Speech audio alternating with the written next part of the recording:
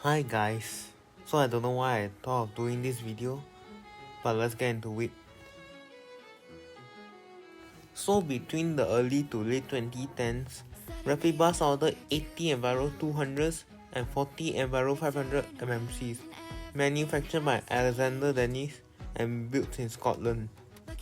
Around 2016, the demonstrator buses were imported. Rapid Penang received 3 Enviro 500 MMCs and 2 Enviro 200s.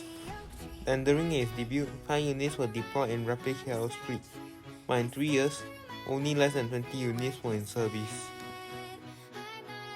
In 2019, Rapid KL took half of its Enviro 500 MMCs and Enviro 200s out of service due to shortage of spare parts, and it led to cannibalization of buses to provide for remaining units. Rapid Penang's demonstrator units, however, got saved from scrap and was eventually transferred in 2022. The fate for the Enviro 200s are not as brutal as the Enviro 500 MMCs. Just recently, 5 units were repainted in the new livery. And Rapid Penang's demonstrator Enviro 200 PMQ 3578 was also brought back into service recently. And as of 2026, only PMQ 2778 is in service with Rapid Penang, but it isn't hard to find a demonstrator as it is usually on Route 302. Only a total of 40 Enviro 500 MMCs and 11 Enviro 200s were pulled from scrap.